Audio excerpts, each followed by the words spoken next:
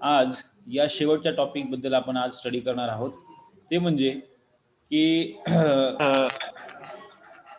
Growth मध्ये पहा, आपण पाहिलं की वेगवेगळ्या प्रकारच्या फायटो हार्मोन्सचा रोल ग्रोथ होण्यासाठी आपल्याला असलेला पाहायला मिळतो. मग त्यामध्ये सेल डिव्हिजन पासून सेल इलॉंगेशन आहे, त्यानंतर सेल इलॉंगेशन झाल्यानंतर सेल मॅच्युअर झाल्यानंतर पुन्हा या सेल ज्या आहेत त्या डिफरन्शिएट होतात. डिफरन्शिएट झाल्यामुळे त्यामध्ये टिश्यू सिस्टीम तयार होते आणि या टिश्यू पासूनच ऑर्गन म्हणा किंवा इवन एंटायर प्लांट बॉडी तयार झालेली आपल्याला पाहायला मिळते. मग त्या ठिकाणी प्लांटचे लिव्स तयार होतील, ब्रांचेस तयार होतील, प्लांटची गर्थ वाढेल, प्लांटची हाईट वाढेल, या सर्व काही गोष्टी आपल्याला या झालेल्या पाहायला मिळतात. पण ह्या एक्सटर्नल व्ह्यू आहे किंवा एक्सटर्नल अपीअरन्स आपल्याला हा प्लांटचा पाहायला मिळतो. पण मात्र बेसिकली ॲक्च्युअली ग्रोथ कुठल्या ठिकाणी होत असते, तर सेल लेवलला ग्रोथ झालेली आपल्याला दिसते.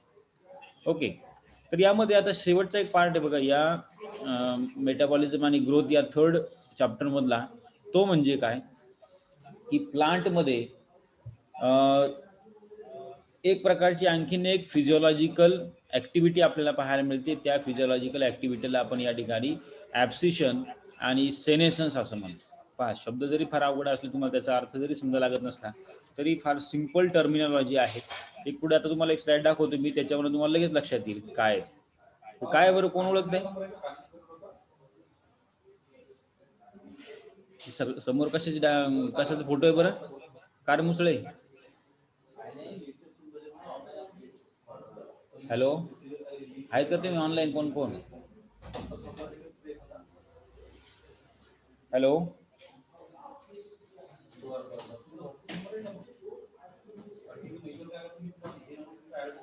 काय हे? लोणार सरोवराचा फोटो आहे, बरोबर? लोणार सरोवर जे आहे आपल्याला हे एकदम सुंदर दृश्य जे आहे हे आपल्याला साधारणतः कोणत्या सीझन मध्ये पाहायला मिळते? रेनी सीझन मध्ये, पावसाळ्याच्या सीझन मध्ये किंवा इव्हन काही विंटर सीझन मध्ये आपल्याला हे सुंदर दृश्य पाहायला मिळेल. का बरं? या ठिकाणी अशा वेळेला पूर्णपणे पाणी भरलेलं असते आणि त्यातल्या त्यात आजूबाजूचे जे काही प्लांट्स आहे, आजूबाजूचे जे काही फॉरेस्ट आहे, हे पूर्ण हिरवगार आपल्याला पाहायला मिळते, बरोबर? सो ग्रीन फॉरेस्ट आपल्याला, ग्रीनरी आपल्याला या ठिकाणी पाहायला मिळते आणि म्हणून मग प्लीजंट किंवा एकदम ब्युटिफुल प्लेस असं आपल्याला पाहायला मिळते. पण मग जर आता ही पुढची स्लाइड जर पाहिली आपण, हे पहा, ही सुद्धा लोणार क्रेटरची किंवा लोणार सरोवराची स्लाइड आहे. पण मग आता सुरुवातीच्या स्लाइडमध्ये आणि या स्लाइडमध्ये काय फरक आहे? तर ही थोडीशी अशी शुष्क किंवा एकदम भकास झालेलं किंवा एकदम ज्याला म्हणू आपण की या ठिकाणी फक्त पाणी शिल्लक राहिले आणि अगदी थोडीशी काही मोजकी झाडं जी आहेत ही थोडीफार हिरवीगार दिसतात. बाकीचं सगळं काही सुकून गेलेलं आहे, सगळं काही ड्राय झालेलं आहे, बरोबर? आणि हे दृश्य जे आहे आपल्याला समर सीझनमध्ये किंवा लेट विंटर सीझनमध्ये आपल्याला कॉमनली पाहायला मिळते, बरोबर?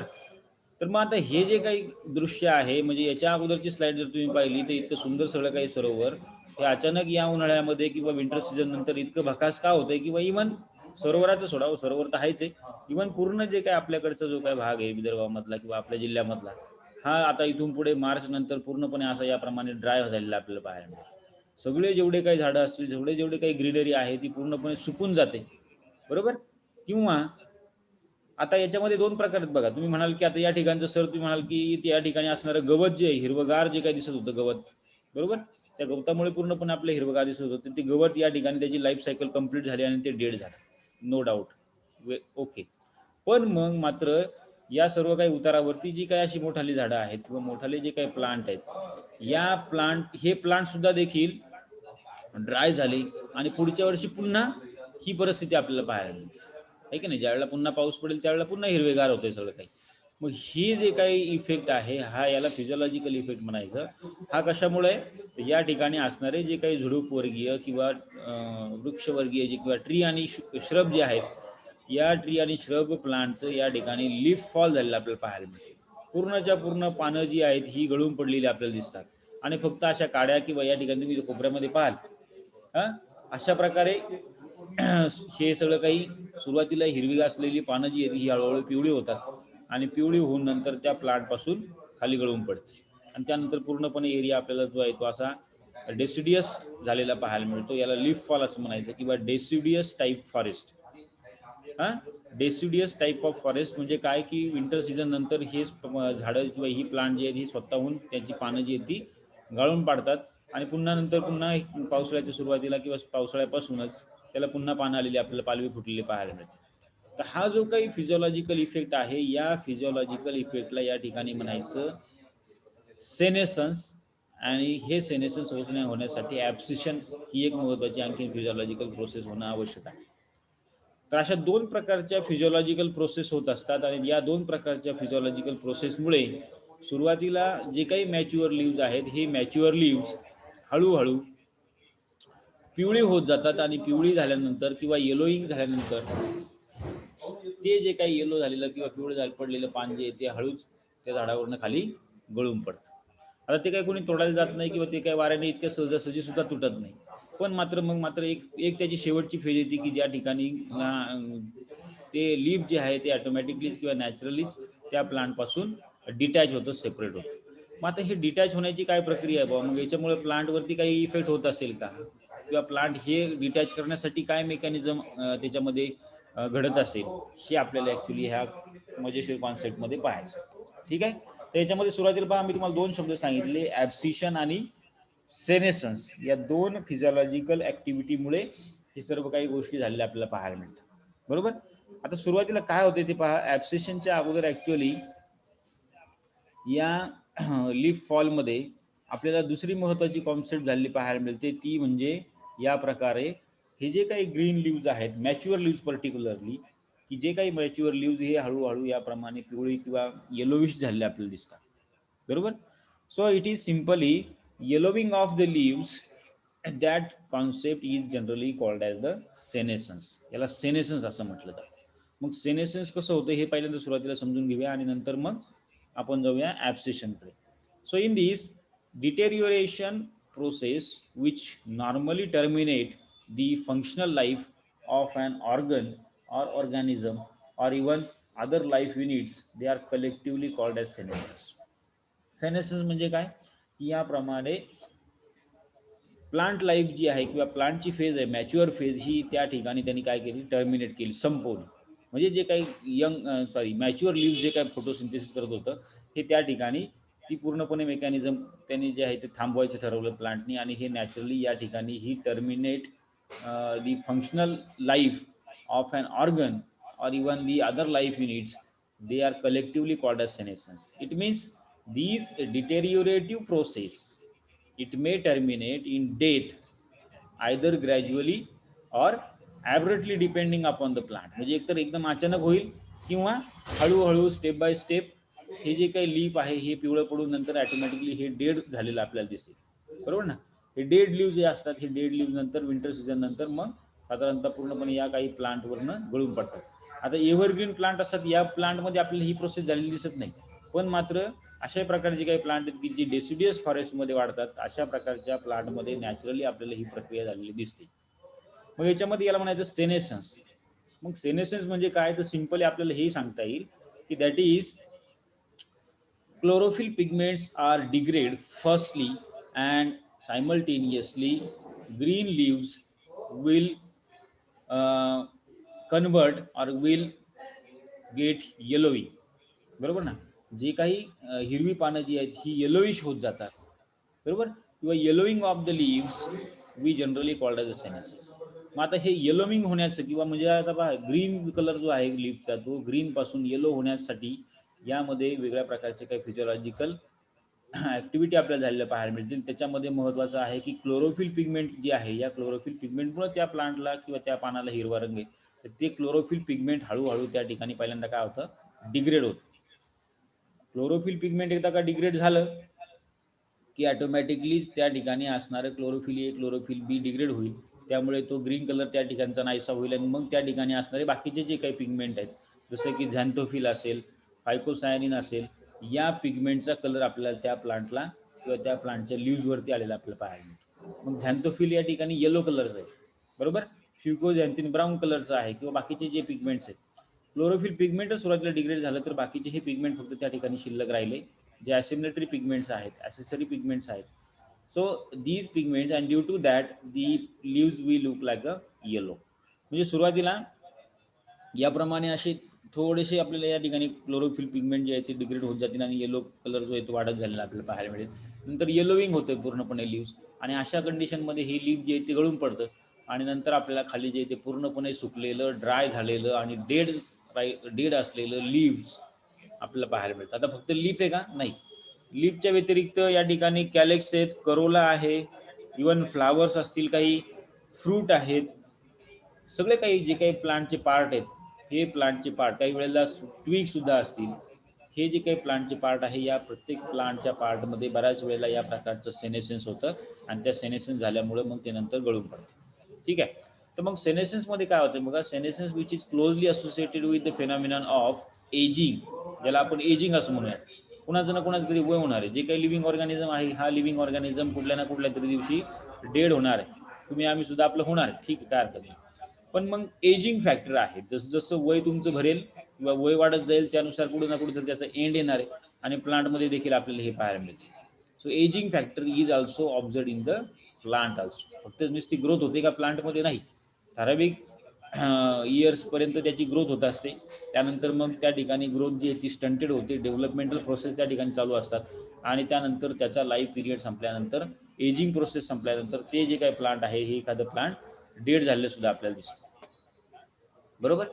So ageing and both are sometimes considered as the same by many workers, but according to Medawar in 1957, he termed the senescence should be used to refer to natural changes towards termination of life. त्यांनी काय म्हणलंय, सेनेसन्स कशाला म्हटलं पाहिजे, की जो काही natural change आहे प्लांटमध्ये, which is these natural changes towards termination of life, while aging to refer to change in time without reference to natural development of death.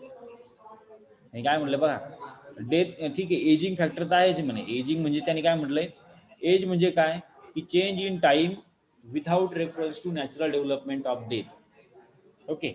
But if suppose the natural changes towards termination of life at any moment, that is we called as the senescence. मग ते age होऊ किंवा न होऊ, एखाद्या लीफचं समजा, एखाद्या लीफमध्ये जर काही समजा फंगल इन्फेक्शन झालं असेल किंवा व्हायरल इन्फेक्शन झालं असेल, अशा प्रकारच्या लीफचं सुद्धा प्लांटकडनं स्वतःहून त्या ठिकाणी सेनेसन्स केलं जातं. त्या ठिकाणी त्या पानाला जे येते त्या प्लांटपासून वेगळं केलं जातं. आलं का लक्षात? त्या प्लांटला काय केलं जाते, वेगळं केलं जातं. तुम्ही नीट व्यवस्थित ऑब्झर्व करा. डिसीज असणारे प्लांट जे आहे किंवा डिसीज असलेला जी काही जागा असेल, ती डिसीज असलेली जागा जी आहे ती प्लांट पार्टपासून बरोबर वेगळी केली जाते, जेणेकरून तो डिसीज इतर प्लांट पार्टमध्ये ट्रान्सफर होऊ नये. So in this, among the angiospermic lifespan, they are highly diverse, ranging from natural herbs to perennial shrub and trees, and some trees they are live for 2000 or more years. 2000 किंवा 2000 पेक्षा जास्त वर्ष काही plant जे आहेत मात्र हे जगू शकतात. जसं की आता कॅलेंडर इयरनुसार आपलं सध्या 2021 सुरू आहे, म्हणजे या वयाची काही प्लांट एखाद्या वेळेला आपल्याकडे असू शकतात. While average lifespan of any plant, like suppose sequoia tree, जिम्नोस्पर्मचं सिक्विया ट्री आहे, याचं ॲव्हरेज लाईफस्पॅन आहे 3000 ते 4000 वर्ष. ओके. 3000 ते 4000 वर्ष जर का या प्लांटचं लाईफस्पॅन असेल, पण मात्र त्या प्लांटवरती असणारे जे काही प्लांट पार्ट आहे, जसं लीफ असेल किंवा बाकीचे असेल, हे मात्र याचं एजिंग लवकर झालेलं आपल्याला पाहायला मिळतं. त्यामुळे एजिंग आणि सेनेसन्स हा तसा डायरेक्टली संबंध लावण्यासारखा विषय नाही. बरोबर. कुठल्याही पार्टवरती समजा नॅचरली जर काही समजा ते प्लांट जर काही त्या प्लांटला टर्मिनेट करत असेल, थांबवत असेल त्याचं लाईफस्पॅन, तर त्या ठिकाणी आपल्याला सेनेसन झालेलं पाहायला मिळतं. Okay. While other plants like suppose Pinus aristata, Pinus नावाचं प्लांट आहे, आपण शिकलो फर्स्ट इयरला.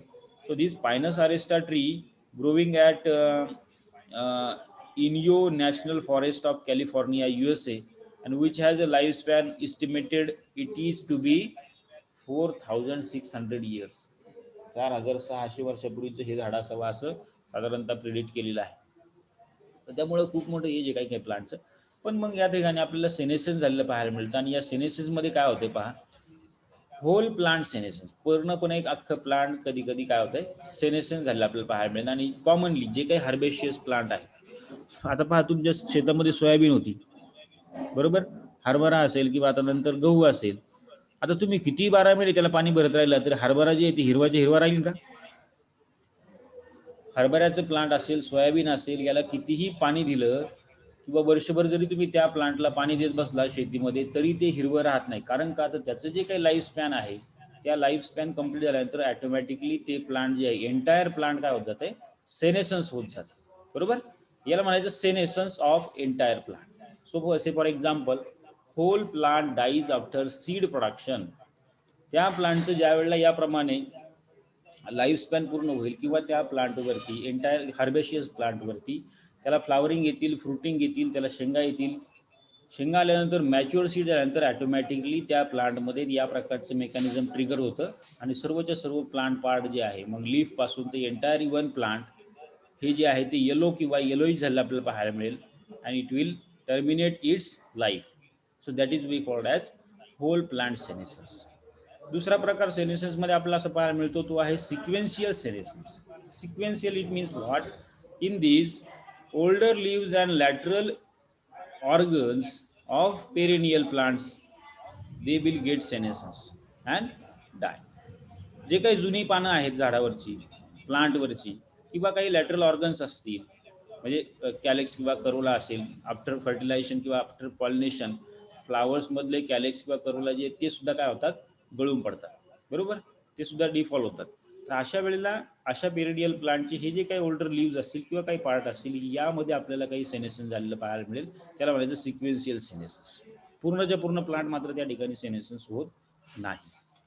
त्यानंतर तिसरा प्रकार आहे बघा, शूट सेनेसन्स.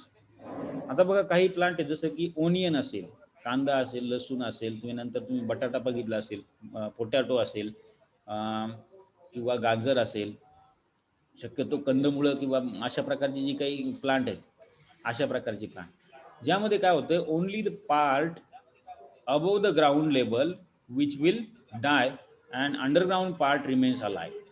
बरोबर. जमिनी खालचा जो काही भाग आहे, पोटॅटो असेल किंवा मग कांदा असेल किंवा मग लसूण असेल किंवा गाजरं असतील किंवा रताळू आहे, त्याच्यामध्ये स्वीट पोटॅटो आहे, रॅडिश आहे, हे सगळं काही याच्यामध्ये ग्लॅड्युलस असेल, बनाना आहे. महत्वाची गोष्ट म्हणजे या प्लांटमध्ये होतं काय, after their completing their life cycle they die the shoot of this plant. So only the part above the ground level which will die and underground part remains alive. That type of senescence is called as shoot senescence. बरोबर. हा एक फरक आहे त्याच्यामध्ये. आणि शेवटचा एक आपल्याला सांगता येतो सायमल्टेनियस सेनेसन्स. सायमल्टेनियस सेनेसन्स म्हणजे काय, की ज्यामध्ये you can observe only leaves are shaded in autumn season like deciduous trees. पहा तुमच्या बऱ्याचशा घरापुढे इकडे तिकडे आपल्या बदामाचं झाड असते आपल्याला. बरोबर. बदामाचं झाड असेल किंवा मग तुम्ही आता हे एक प्लांट पाहिलं असेल. पहा कोणतं आहे, सागाचं झाड आहे. सागाचं जे काही फॉरेस्ट आहे, टीक फॉरेस्ट आपण ज्याला म्हणतो. आता ह्या टीक फॉरेस्टमध्ये सुद्धा आता पहा मार्च एप्रिल नंतर किंवा मार्चमध्येच आपल्याला सगळं काही पानं जी आहेत सागाची ही पूर्ण डिफॉल झालेली आपल्याला पाहायला मिळते. पूर्णच्या पूर्ण पानं जी आहेत ही खाली पडलेली आपल्याला दिसतात. काय होतं हे त्याच्यामध्ये, तर याच्यामध्ये या प्रकारचं सिक्वेन्शियल सेनेसन झालेलं आपल्याला पाहायला मिळतं. कारण का, तर याची जी काही पानं आहेत ही या सीझनमध्ये गळून पडतात. कारण का, तर पुढं उन्हाळ्यामध्ये जे काही या ठिकाणी वॉटर स्कॅरसिटी उद्भवणार आहे, म्हणजे त्या जमिनीमध्ये पाणी कमतरता असणार आहे किंवा त्या प्लांटला पाण्याची कमी उपलब्धता असणार आहे. अशा वेळेला त्या प्लांटमधून जास्त प्रमाणामध्ये ट्रान्सपिरेशन होऊ नये म्हणून मग हे फिजिओलॉजिकल मेकॅनिझम या प्लांटमध्ये डेव्हलप होतं. That is we called as senescence. आता हे सेनेसन्स होतं कसं आहे की नाही, कशा प्रकारे होत जाते हे आपल्याला महत्वाचं कळलं पाहिजे. होते प्लांटमध्ये नॅचरली होते, पण मग ऍक्च्युअली कोणत्या मेकॅनिझम नुसार होते.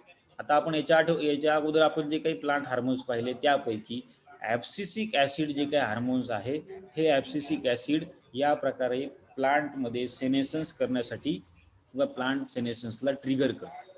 बरोबर.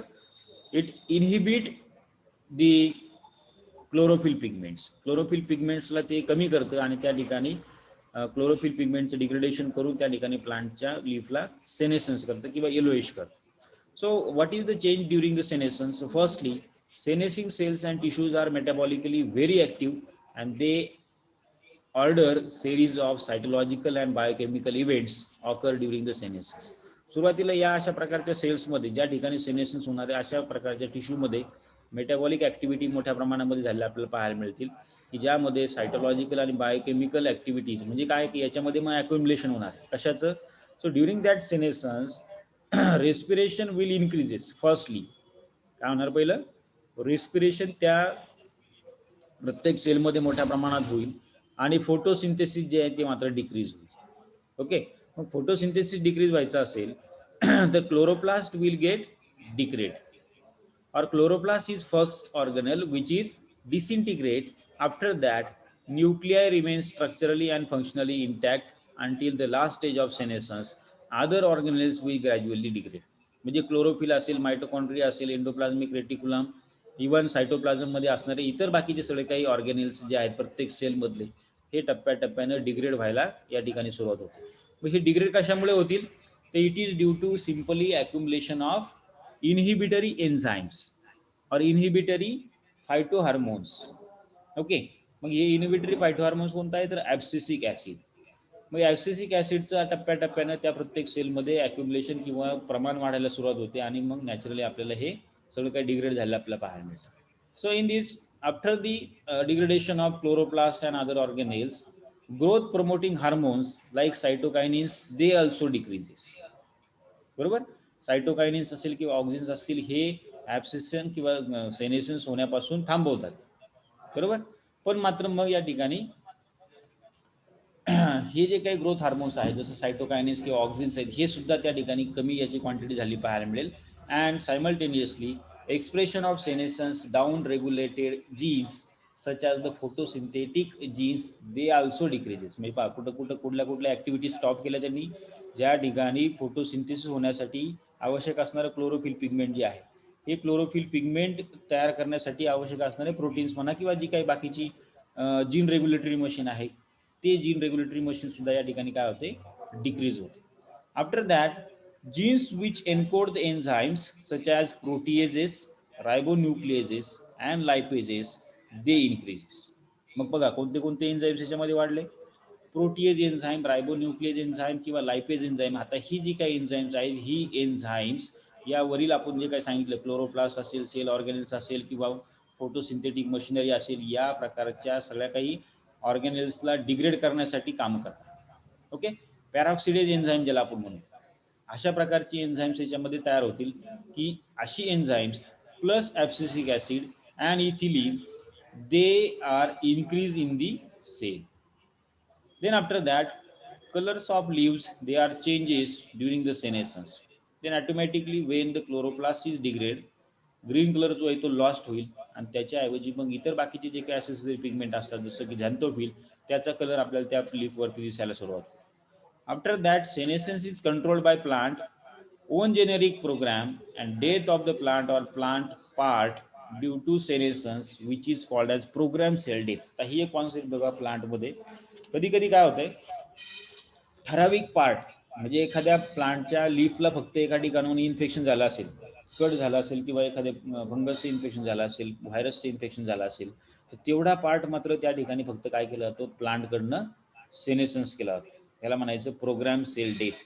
तेवढ्या ठराविक सेल जे आहेत किंवा त्याच्या आजूबाजूच्या सेल जे आहेत या स्वतःहून त्या ठिकाणी काय केल्या जातात, प्लांटकडनं डेड केल्या जातात की जेणेकरून या डेड पॅसेजमधून हे व्हायरस किंवा बाकीचे जे काही पॅथोजन आहेत हे हेल्दी पार्टकडे ट्रान्सफर होऊ नयेत म्हणून. Okay, so this programme cell death which is also called as the apoptosis where cell becomes dead after particular time. Okay, अशा प्रकारे साधारणतः सेनेसन्स आपल्याला पहिल्यांदा प्लांटच्या ऑर्गनमध्ये म्हणा किंवा प्लांट लीफमध्ये झालेलं आपल्याला पाहायला मिळेल. So firstly the सेनेसन्स is happen आणि त्यानंतर आपल्याला हे असं डिफॉलिएशन झालेलं आपल्याला पाहायला मिळतं. मग सुरुवातीला काय आलं पहिल्यांदा पण जे काही मॅच्युअर लीव्ज होते या मॅच्युअर लीव्जमध्ये किंवा यंग लीव्जपासून याप्रमाणे आपल्याला मॅच्युअर लीव्ज आणि मॅच्युअर लीव्ज नंतर मग अक्लोरोफिलस कंडिशन किंवा ज्याला सेनेसन्स आपण म्हणूया एज फॅक्टरनुसार किंवा इतर नॅचरल ॲक्टिव्हिटीमुळे आपल्याला झालेले पाहायला मिळते. मग आता हे जे काही लीव्ज आहेत थोडंसं पुन्हा मागे जाऊ आपण जे काही सुरुवातीला आपण कॉन्सेप्ट पाहत होतो ॲब्सिशनची. मग आता ॲब्सिशन आपल्याला याच्यानंतर झालेलं आपल्याला दिसतं. आफ्टर दी सेनेसन्स किंवा सेनेसन्समध्ये जे काही याप्रमाणे येलोविश झालेले जे काही लीव्ज आहेत हे येलोविश झालेले लिव्स त्या प्लांटवरून नंतर नॅचरली या ठिकाणी काय होतात, गळून पडतात. So in that time the that सेनेसन्स leaf किंवा त्या सेनेसन झालेल्या प्लांट लीफच्या बेसवरती किंवा जो काही पेटिओल आहे, या पेटिओलला पाहता इथे पहा, या ट्यूबवरती तुम्हाला सरळ सरळ दिसतंय की ही जी काही या प्लांटची जी काही पानं आहेत किंवा लिव्ज आहेत, या ठिकाणी येलोविश झालेली आहेत. काही आता होत आहेत किंवा काही बऱ्यापैकी येलोविश झालीत, म्हणजे त्यातलं क्लोरोफिल पिगमेंट जे आहे हे डिग्रेड झालेलं आहे, बरोबर. पण मात्र अजून ते गळून पडलेत का समजा या त्याच्या ट्यूबवरून, नाही. मग मात्र नंतर एक पुढची एक प्रोसेस आपल्याला झालेली पाहायला मिळते, त्याला म्हणायचं ॲब्सिशन. मग हे ॲब्सिशन होण्यासाठी पुन्हा या ठिकाणी ॲब्सिसिक ॲसिड काम करतं. So this abscission means what? The abscission is the separation of leaves or even flower or fruit or even other part of the plant after formation of an abscission zone at the base of their petiole or peduncle or pedicel. म्हणजे काही जे काही पानाचा जो काही देठ असेल किंवा फुलाचा जो काही देठ असेल, त्या ठिकाणी एक प्रकारचा ॲब्सिशन झोन त्या ठिकाणी तयार झालेला आपल्याला पाहायला मिळतो. आणि त्यामुळे या ठिकाणी पानं किंवा फुलं किंवा फळं जी आहेत ही मॅच्युअर झाल्यानंतर प्लांटवरनं गळून पडतात खाली, बरोबर ना. So these abscission is a physiological determine programme of cell separation, provides a mechanism whereby every discrete and multicellular plant organs such as leaves, flower, fruit, they becomes detached from the plant body in a controlled manner. Okay, so याप्रमाणे ॲब्सिशन झालेलं आपल्याला पाहायला मिळेल. मग काय होते, पहिल्यांदा ॲब्सिशन zone या ठिकाणी किंवा ॲब्सिशन लेअर या ठिकाणी तयार झालं पाहायला मिळेल. तुम्ही जर इथे डायग्राम मध्ये जर पाहिलं, ही या ब्रांचवरती जे काही सेनेशन झालेलं जे काही लीव्ज आहे, या सेनेशन झालेल्या लीव्हचा हा पेटिओल आणि ह्या पेटिओलचा बेस या ठिकाणी त्या स्टेमला अटॅच, बरोबर. मग अटॅच असलेल्या बेस या ठिकाणावरूनच हे लीफ फॉलो होणार किंवा इथून तुटणार आहे लीफ. तर मग हे तुटण्यासाठी काय होतंय, या स्टेम आणि पेटिओलच्या मधल्या ज्या काही सेल्स आहेत, या सेल्समध्ये सुरुवातीला मोठ्या प्रमाणामध्ये ॲब्सिसिक ॲसिड किंवा ABA जे आहे किंवा इथिलीन जी आहे, हे या ठिकाणी सिक्रेट झालेलं किंवा या ठिकाणी ॲक्युमुलेशन झालेलं आपल्याला पाहायला मिळतं या पर्टिक्युलर या काही ठराविक सेल्समध्ये. हे पहा इथं या डायग्राममध्ये तुम्हाला आणखी चांगलं दिसेल. हा जो काय पार्ट आहे लीफ आणि स्टेमला अटॅच असलेला जो काय पेटिओल आहे, हा इथं उभ्या रिजन आहे बघा. या काही कॉम्पॅक्ट सेल आहेत, या कॉम्पॅक्ट सेलमध्ये ॲब्सिशन लेअर याला म्हणायचं किंवा ॲब्सिसिक ॲसिड या ठिकाणी ॲक्युमुलेट झालेलं आपल्याला दिसतं, बरोबर. ॲब्सिसिक ॲसिड या ठिकाणी मोठ्या प्रमाणामध्ये ॲक्युमुलेट होईल. ॲब्सिसिक ॲसिडमुळे होतं काय की त्या सेलमध्ये ऑस्मॉटिक पोटॅन्शियल जे आहे ते ऑस्मॉटिक पोटॅन्शियल कमी होतं.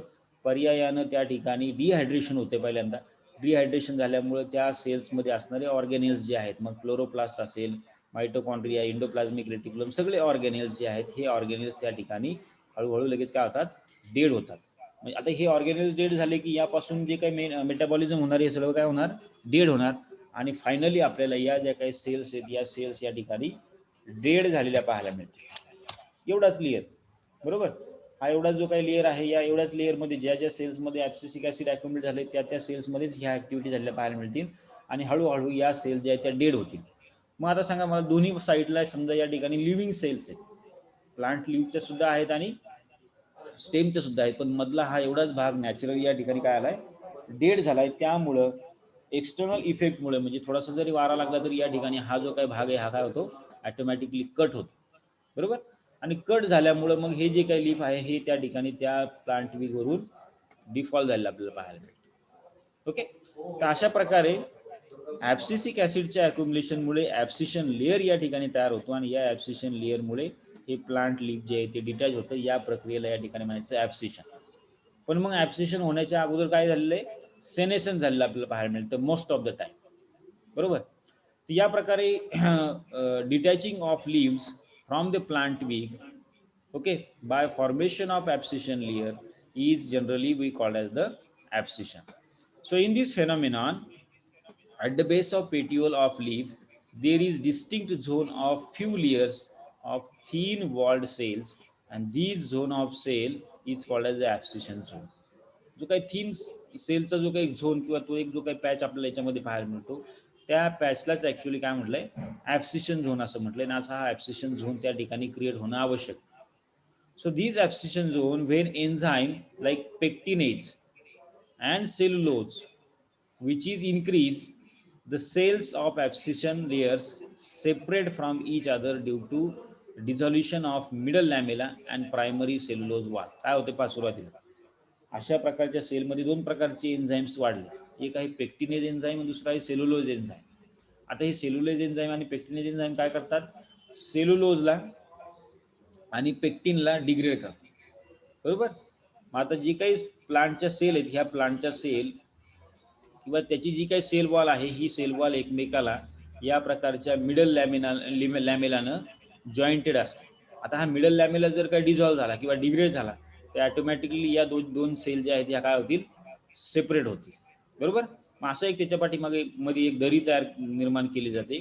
So at this stage the petiole remain attach to the stem only by vascular elements. मग सेंटरचा जो काही व्हॅस्क्युलर इलेमेंट आहे, बघा इथं सेंटरला जो काही कॉलम आहे, हा बघा इथं या ठिकाणी एक थोडासा निळ्या रंगाचा जो काही दिसतो हा व्हॅस्क्युलर बंडलचा कॉलम, पण साईडला मात्र पूर्णपणे या ठिकाणी कट झालेला पाहायला मिळतो आणि फक्त आधांतरित थोडक्यात या व्हॅस्क्युलर बंडलवरतीच फक्त हे प्लांट लीफ जे आहे ते चिटकून असतात. पण जोराचा थोडासा हलका वारा जरी लागला तरी नंतर मग हे ब्रेक होऊन ते लीफ जे आहे ते डिफॉल झालेलं पाहायला मिळतं. So at this stage, the petiole remains attached to the stem only by vascular elements, and very soon, due to its own weight as well as pressure, मग त्या ठिकाणी त्या पानाला वजन आहे, त्याचबरोबर काही हवेचं प्रेशर असेल किंवा हवेचा जो काही फ्लो असेल, यामुळे या ठिकाणी ती लीफ जी आहे ती it is detach from the stem naturally. So broken vascular elements are soon plugged with tylosis or gums. हां, तर या ठिकाणी आणखीन एक पहा किती बारकाईनं ऑब्झर्व केलेली फिजिओलॉजिकल मेकॅनिझम आहे. या ठिकाणी लीफ कट झाल्यानंतर जे काही व्हॅस्क्युलर बंडल कंटिन्यू होते, या व्हॅस्क्युलर बंडल ज्या वेळेला हे लीफ फॉल झाल्यानंतर ब्रेक होतील, ब्रोकन होतील, त्या ठिकाणी फॉर्म झालेली वूंड जी आहे ही ॲटोमॅटिकली लगेच क्विक सेकंदामध्ये त्या ठिकाणी त्या झायलेमच्या थ्रू तयार झालेले जे काही टायलॉसिस असतील, टायलॉसिस म्हणजे काय, ब्लॉकेज निर्माण होतात. ओके, झायलेम टिश्यूमध्ये एक प्रकारचं ब्लॉकेज निर्माण होतं की ज्या ठिकाणी तो जो काही पूर्ण फ्लो असेल हा त्या ठिकाणी जागेवरती थांबवला जातो. जसं की आपल्या शरीरामध्ये ब्लड क्लॉटिंग होते पहा, आपल्याला समजा एखादी जखम झाली, कुठं काही कापलं, थोडा वेळ रक्त वाहते, नंतर ऑटोमॅटिकली लगेच थांबतं, त्या ठिकाणी लगेच ते रक्त जे आहे ते रक्ताच्या गोठळ्या किंवा गाठी तयार झाल्या आपल्याला पाहायला मिळतात, बरोबर. रक्त गोठतं आपण ज्याला म्हणतो, त्या प्रकारचं टायलॉसिस या प्लांटमध्ये देखील आपल्याला झालेलं पाहायला मिळतं. आणि यामुळे अनवॉन्टेड जो काही सॅप आहे किंवा सॅप फ्लो आहे हा या ठिकाणी स्टॉप केला जातो. तर अशा प्रकारचे हे ॲब्सिशन प्लांटच्या या ठराविक काही पार्ट्समध्ये झालेलं पाहायला मिळतं. मग कुठं कुठं होणार आहे ॲब्सिशन, तर लीफच्या बेसला, फ्लावरच्या बेसला, फ्रूटच्या बेसला किंवा अशा प्रकारे जे काही आहेत, कॅलेक्स, करोला, सेपल्स असतील किंवा काही स्टिप्युल्स असतील, अशा ठिकाणी आपल्याला त्याच्या बेसवरती आपलं हे ॲब्सिशन झालेलं दिसेल. मग या ॲब्सिशनमध्ये पुन्हा आणखीन आपल्याला डिटेल मेकॅनिझम जर पाहिलं तर डिटेल मेकॅनिझममध्ये असं दिसतं की सुरुवातीला auxins play an important role in abscission. In this young leaves the auxins is synthesize by the leaf lamina which prevent the abscission. म्हणजे सुरुवातीला पहा त्या यंग लीव्समध्ये मोठ्या प्रमाणामध्ये ॲब्सिशन असतं, सॉरी ऑक्झिन्स असतात. ऑक्झिन्स असेल तर त्या ठिकाणी ॲब्सिशन होणार नाही, it prevent the abscission, right. But once if the leaf lamina which is cut, then petiolar stem soon abscission. So these proves that auxins play important role in the abscission, and the auxins is applied to the distal side of the abscission zone of the blade petiole of young leaf. The abscission of the petiolar stump is prevented. म्हणजे एका बाजूने समजा जरी काही cut झाला असेल, दुसऱ्या बाजूने जर काही समजा काही ठिकाणी प्रयोगाच्या दृष्टीनं ऑक्झिनची जर काही ट्रीटमेंट केली तर त्या ठिकाणी ते जे काही लीफ फॉल आहे तो होत नाही, बरोबर. नो डाऊट ऑक्झिन्स जे ते काय करतील, कंटिन्युअस त्या ठिकाणी सेलमधलं मेटाबॉलिझम रेग्युलेट ठेवतील, कंटिन्यू ठेवतील, की ज्यामुळे ते लीफ जे आहे ते डिफॉल होणार. पण मात्र अशा वेळेला काय होतंय, ॲब्सिसिक ॲसिड किंवा इथिलिन जे आहे, हे इथिलिन किंवा ॲब्सिसिक ॲसिड या ठराविक ॲब्सिशन झोनमध्ये किंवा त्या ठिकाणी असणाऱ्या सेल्समध्ये त्याची क्वांटिटी वाढते. त्या सेल्समध्ये असणारे सेल ऑर्गेनेल जे आहेत त्या सेल ऑर्गेनेल्सला ते डिग्रेड करतात, डेड करतात, आणि त्यामुळे या ठिकाणी हा ॲब्सिशन लेअर तयार झालेला पाहायला मिळतो. पर्यायानं मग जे काही लीफ आहे याचं लीफचं डिफॉलिएशन झालेलं पाहायला मिळतं. इथं पहा एक ॲक्च्युली स्लाईड आहे ही जी काय ॲक्च्युली ॲब्सिशन होत असताना या ठिकाणी स्लाईड तयार केली. तर पहा या पेट्युअलच्या बेसला या ठिकाणी एक असा ब्लॅक कलरचा बेल्ट किंवा लेअर तयार झालेला पाहायला मिळतो. Okay, so this layer we simply called as the abscission layer. आणि मग या ॲब्सिशन लेअरमुळे मग या ठिकाणी लीफ फॉल होऊन या प्रकारचे जे काही प्लांट पार्ट आहेत हे खाली गळून पडलेले पाहायला मिळतात. So this mechanism which is naturally triggered in the plant and it is controlled by these various type of phytohormones, like say for example for preventing the senescence the auxins are responsible किंवा auxin जे त्या ठिकाणी accumulate होत असतात सेनेसन्स होऊ नये म्हणून, बरोबर. आणि त्या ठिकाणी सेलला डेड करण्यासाठी किंवा ऑर्गॅनिक्स डिग्रेड करण्यासाठी ॲब्सिसिक ॲसिड या ठिकाणी काम करत असते. आपलं शेवटचं 1 मिनिट आलं, मीटिंग जर संपली तर पुन्हा जॉईन करायला वाटलं असतं 1-2 मिनिटासाठी. नंतर केमिस्ट्रीचं लेक्चर आहे याच्यानंतर, लगेच तुम्हाला त्यानंतर तुम्ही केमिस्ट्रीचं लेक्चर जॉईन करा. पण आता जर मीटिंग संपली तर पुन्हा जॉईन करा वाटलं असतं. त्याच्यामध्ये हे जे काही ॲब्सिशन आहे, ॲब्सिशन लीफ फॉल होण्यासाठी महत्त्वाचं आहे. आणि पहिली कॉन्सेप्ट जी आपण पाहिली सेनेसन्सची, या सेनेसन्समध्ये पूर्ण एंटायर लीफ लॅमिना जो आहे हा लीफ लॅमिना या ठिकाणी येलोइश झालेला पाहायला मिळतो. आता हे फॅक्टर्स कधी कधी होतात ज्या वेळेला लीफचं एज झालेलं आहे पूर्ण किंवा मॅच्युअर लीफ असेल त्या लीफमध्ये होणार आहे. किंवा तुम्हाला मागाशी सांगितलं मी की समजा एखाद्या प्लांट लीफवरती मॅच्युअर लीफवरती फंगलचं इन्फेक्शन झालं किंवा व्हायरसचं इन्फेक्शन झालं किंवा